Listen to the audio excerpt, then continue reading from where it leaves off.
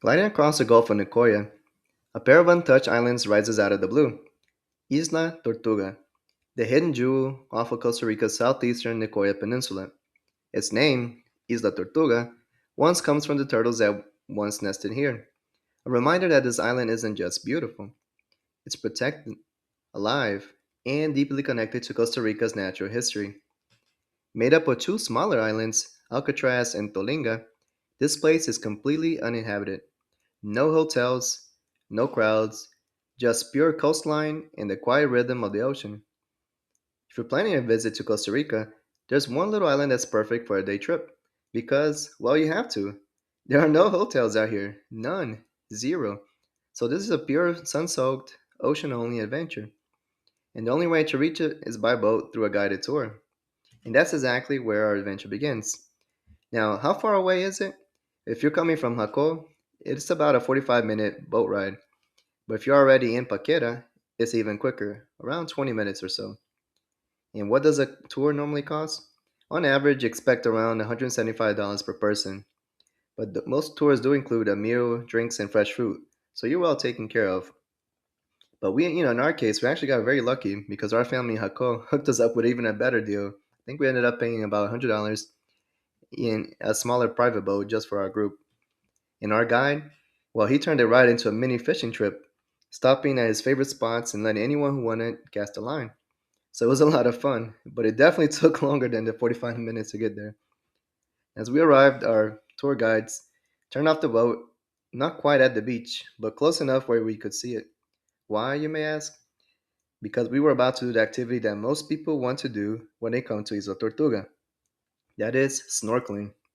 And since the water is clear, warm, and full of marine life, it's definitely an activity that you will want to do. It was easily one of my favorite parts of the trip. You get to snorkel anywhere from 30 to 45 minutes, so take advantage and try to capture as much of it as you can.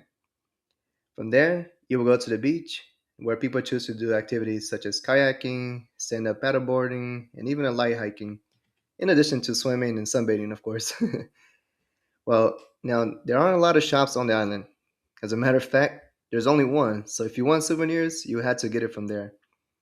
But now, most tours also come with a plate of food, as you can see here. And I thought mine was really pretty good. It was very tasty with a choice of protein being either fish or chicken. So, when is the best time to visit Isla Tortuga? Well, let's break down the best time to visit. That way, you can plan the perfect trip. You have your choices now of going either during the dry or the wet season. Well, first up is the dry season, and it is the most popular time to visit, which is and for a good reason, right? It is during December through April, and during this month you'll get clear skies, minimal rain, and calm water. That means ideal conditions for swimming, snorkeling, and relaxing on the beach. But calm seas also mean having excellent underwater visibility, making it the best time for spotting colorful fish and marine life. And families love the season because the weather is predictable and the boat rides are smooth. But there are a few trade offs. Expect more tourists, higher prices, and drier vegetation. It's peak season, right? So the island feels lively and busy.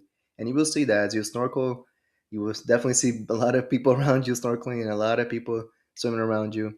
And it is a smaller island, so you will notice it. Now we don't. Now on the other hand, we have the rainy season, which goes from May through November. Now is also known as the green season, and it earns that name because you will see lush greenery, cooler temperatures, and the occasional rainfall, often in the afternoons.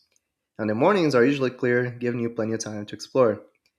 Now, this season comes with great perks, right? As we talked about, now it has fewer tourists, lower prices, and vibrant natural scenery. If you're hoping to see whales, now July through November is the best window for whale watching along Costa Rica's Pacific coast.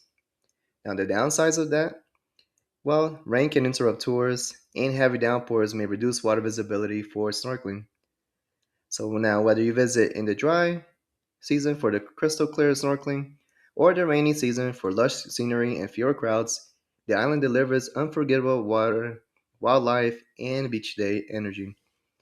So if you're planning a Costa Rica adventure, make sure Isla Tortuga is on your list. Pack a sunscreen and get ready for one of the easiest and most beautiful trips you can take from the mainland. Thank you so much for watching the video about Isla Tortuga, one of Costa Rica's nice islands to visit. Hope you are able to see it and experience it firsthand. We'll be coming with other content soon. So please give it a like and subscribe to the channel so you won't miss it. And until next time, have a great day and pura vida.